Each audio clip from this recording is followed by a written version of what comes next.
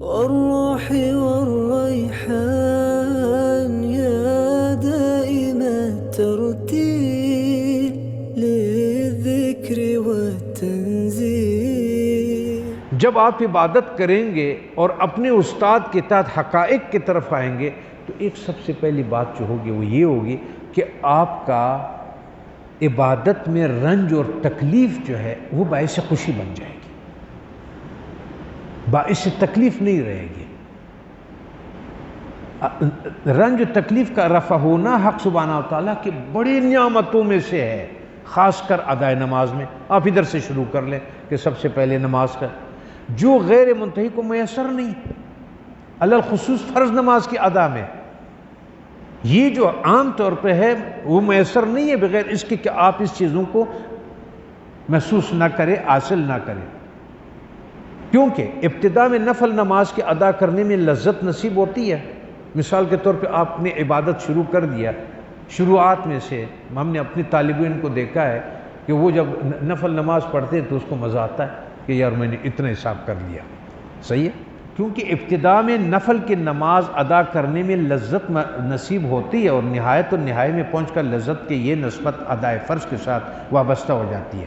اس کے بعد ابتدا سے جب وہ انتہا کی طرف چلا جاتا ہے تو وہ نماز میں فرض میں وہ لذت محسوس کرتا ہے کہ اس کا زیادہ تر کس کو فرض کو زیادہ توجہ اور خلوص اور خالص اور حضور اور خضوع کے ساتھ وہ ادا کرتا ہے، اس کے بجائے اور بندہ ادائے نوافل میں اپنے آپ کو بیکار تصور کرتا ہے. اس کا یہ مزہ جو اس میں نوافل میں تھا پہلے کہ میں اتنا پڑھ رہا ہوں، میں اتنے نفل کر رہا ہوں، میں یہ کر رہا ہوں، وہ سمجھ رہا تھا کہ میں گنتی میں ذرا بڑھا رہا ہوں اس کو. جب اس حقیقت کو وہ پہنچ گیا کہ اس کا دل کیفیات کے ساتھ وابستہ ہو گیا عبادت میں، تو ان چیزوں سے جس سے اس کے نفس کا وہ ہے کہ میں نے یہ چیز کیا، اس کے بجائے وہ جو حکم الہی فرض والا ہے اس کا زیادہ آرامش اور سکون اور لذت فرض میں آتا ہے.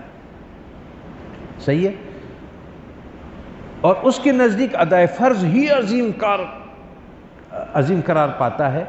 اور یہ بات آپ کے علم میں ہونا چاہیے کہ نماز ادا کرتے وقت جو لذت نصیب ہوتی ہے نفس کے لیے اس میں کوئی حصہ نہیں. یہ آپ کے علم میں ہونا چاہیے کہ جب آپ نماز میں لذت آپ کو احساس ہوتا ہے اس میں نفس کے کوئی وہ نہیں ہے، وہ کوئی مزہ نہیں لیتا اس سے، بلکہ وہ اس لذت کے حالت میں نالہ و فغان کر رہا ہوتا ہے. وہ آپ کو یہ کہہ رہا ہوگا کہ نیند کا ٹائم ہے، وہ آپ کو یہ کہہ رہا ہوگا ڈیوٹی کا ٹائم ہے، وہ آپ کو بار بار آپ کو اس کیفیت سے نکالنے کے لیے بہانے کرے گا. وہ کبھی آپ سے یہ نہیں کہے گا کہ نہیں تھوڑا ٹھہر جاؤ اس میں. وہ آپ کے لیے اس لذت میں ہمیشہ رکاوٹ بننے کی کوشش کرے گا. اس لذت سے اس کا کوئی واسطہ نہیں ہے جو اس کو ملتا ہے. سبحانہ و تعالیٰ کا کیا بلند مرتبہ ہے، ارباب نعمت کو نعمتیں گوارا ہے. اللہ مبارک کرے ایسے لوگوں کو جس کے نماز میں ان کو ایسی کیفیت محسوس ہوتی کہ لذت ہو اور نفس سے اس کو تنگی ہو. کیونکہ پہلے کھڑے ہونے میں اس کو تنگ کر رہا تھا، جب کھڑا ہو جاتا ہے تو پھر اس کو تقسیم کرتا ہے کہ یہ کام بھی ہے، فلاں بھی ہے، فلاں بھی ہے. اس کو چھوڑتا نہیں ہے اس کے لذت کے لیے. اگر وہ اس لذتوں سے فارغ ہو کر کے اس کو لذت مل رہا ہے اور اس کو وہ تنگ نہیں کر رہا ہے تو اس کا مطلب یہ ہے کہ وہ خاموشی کی طرف ہے اور اس کو حقیقت آ گیا ہے. تو ارباب نعمت کو نعمتیں گوارا ہو. ہم جیسے دیوانوں کے لیے اس طرح کی گفتگو ہی غنیمت ہے. حضرت فرما رہے ہیں کہ ہمارے لیے تو ہم تو گفتگو ہی کر سکتے اس نماز کی کیفیت میں. یہ بات بھی جان لیں. اب آپ اس بات کو بھی ذہن میں لے آئیں، جان لیں کہ دنیا میں رتبہ نماز آخرت میں رتبہ رویت کی طرح ہے. اس دنیا میں نماز کا اور آخرت میں آپ کا اعلیٰ مقام کیا ہے کہ آپ اللہ تعالیٰ کو دیکھتے ہیں، دیدار کرتے ہیں. اس دنیا میں عبادات میں سب سے مقام جو جس طرح آخرت میں اللہ کا رویت کا کیفیت ہے اس میں نماز کی وہ کیفیت ہے. اس لیے فرمایا وسجد وقت سجدہ کرتے جاؤ اور قریب تر ہو جاؤ. نماز وہ چیز ہے جو آپ کو اس کیفیات قلبی کو اللہ تعالیٰ کے ساتھ ملانے کے لیے کرتا ہے. یہ بات دوبارہ سن لے، یہ بات بھی جان لے کہ دنیا میں رتبہ نماز آخرت میں مرتبہ رویت کی طرح ہے. جیسا آپ آخرت میں جنتیوں کو اللہ تعالیٰ کیا فرماتے ہیں یہ سورہ طٰہٰ جب یہ کبھی کبھی صبح نماز میں پڑھتا ہے اتنا مزہ آتا ہے، کیونکہ یہ وہ ہے کہ جو اللہ تعالیٰ فرماتے کہ میں اپنی آواز میں جنتیوں کو قرآن سناتا ہوں، تو یہ آیت طٰہٰ سنا دیتے ہیں اللہ تبارک و تعالیٰ۔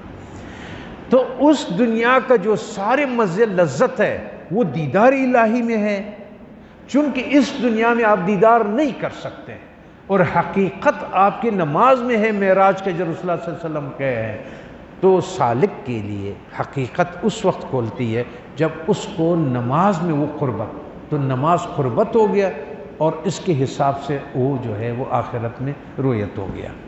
تو یہ دنیا میں نہایت قرب نماز میں حاصل ہوتا ہے، اور آخرت میں نہایت قرب دیدار خداوندی کی وقت ہوگا۔ یہ قربت کا اس دنیا کا مقام کا قربت ہے، وہ اس دنیا کے قربان کا وہ ہے۔ مجھے یہ نہیں ہوتا ہے کہ مجھے کوئی تکلیف ہوتی ہے جب میں آتا ہوں، صبح 2 آدمی ہوتے یا 3 آدمی ہوتے یا نماز کوئی پڑھا رہا ہوتا ہے، مجھے یہ ہوتا ہے، خدا گواہ ہے کہ مجھے اس کا کوئی وہ نہیں ہے، کہ مجھے یہ ہوتا ہے کہ یار اس کے قربت کدھر گیا، کہ صبح کے قربت میں اس کو کچھ نہیں ہوا اس کو اٹھانے کے لیے، اس کا یہ مجھے افسوس ہوتا ہے۔ اور اس کے بعد میں کہتا ہوں میں گوٹھ میں نہ رہوں تو زیادہ بہتر ہے، تاکہ مجھے نظر ہی نہ آ جائے، اور پھر میں ہی لڑوں گا نا تو برا تو میں بن جاؤں گا نا کہ آپ لڑ رہے۔ مجھے اس پہ افسوس نہیں ہوتا، مجھے اس پہ افسوس ہوتا ہے کہ وہ لذت والے کم ہو گئے، وہ لذت والے کم ہو گئے جو یہاں سے لذت ہے، کیونکہ آپ کے تمام معنویات کا جو لب لباب اور جو مظہر ہے کہ ظاہر ہوگا کہاں، وہ مسجد ہوگا۔ اگر کسی پہلوان اور دلیر کا صاحب کچھ دعوے کرتا ہے کہ میں ایسے لشکر کاٹوں گا، کب پتہ چلتا ہے؟ جب وہ جنگ کے میدان میں ہو جائے۔ اس سے پہلے کھانا کھا کر کے اگر ہم اچھے بیٹھے ہوئے، چائے بھی پی ہوئی ہے اور سب کچھ ہے، تو ہم تو جنگ کے بہت باتیں کریں گے، لیکن میدانی جنگ میں پتہ چلتا ہے کہ کتنے لوگ حاضر ہیں۔ تو نماز سے اس کا پتہ چلتا ہے، مسجد سے پتہ چلتا ہے کہ اس کا مسجد کے ساتھ کتنا تعلق ہے۔ مولانا فرماتے ہیں کہ ایک غلام تھا اور ایک آقا تھا، وہ اس مثال کو سمجھاتے ہیں، کہتے ہیں اس کی ایک کھڑکی تھی اس کی مسجد کی، تو غلام اندر چلا گیا۔ تو غلام جب اندر چلا گیا تو وہ کافی دیر نماز پڑھتا رہا، یہ باہر تنگ ہو گیا۔ تو جب تنگ ہو گیا تو اس نے اس کو آواز دے دیا کہ نکلو باہر۔ اس نے اندر سے جواب دے دیا کہ باہر نہیں آنے دے رہا ہے۔ تو اس نے کہا اچھا۔ اس کے بعد دوبارہ جب اس کو کہا باہر آ جاؤ، پھر ٹائم گزر گیا تو اس نے بولا، تو وہ کھڑکی سے وہ جو آقا تھا اس کا، تو وہ سا جو غلام جو تھا اس نے ایسا اندر دیکھا کوئی نہیں، اس کو غصہ آ گیا۔ اس نے بولا بھائی کون ہے جو تمہیں نہیں باہر آنے دے رہا ہے؟ مجھے تو کوئی نہیں نظر آیا۔ تو غلام نے کہا جو آپ کو اندر آنے نہیں دے رہا ہے مجھے باہر نہیں جانے دے رہا ہے۔ سوال یہ ہے کہ ہمیں جو روکا ہوا ہے کسی چیز نے اندر آنے نہیں دے رہا ہے صبح نماز میں، اس کا مطلب یہ ہے کہ ابھی ہم بہت دور ہیں اور ہمیں بہت کچھ کرنا پڑے گا کہ ہم یہاں تک آ جائیں، پہلے میں، پھر بعد میں ہمارے اولاد، پھر تمام مسلمانوں کے پاس یہ بات جان لیں کہ دنیا میں رتبہ نماز آخرت میں رتبہ رویت کی طرح ہے، اور دنیا میں نہایت قرب نماز میں حاصل ہوتا ہے، اور آخرت میں نہایت قرب دیدار خداوندی کے وقت ہوگا۔ یہ بات ذہن میں رکھیں۔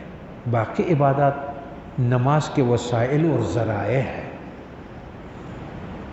باقی جتنی آپ کی عبادات ہے وہ نماز کے ذرائع ہے اس کو ٹھیک کرنے کے، تاکہ وہ سب کچھ کر کے نماز آپ کا ہو جائے۔ اور نماز مقاصد میں سے ہے، تو نماز اور وہ اندر جو دل کی کیفیت، یہی مقاصد ہے کہ توجہ اللہ ہو جائے۔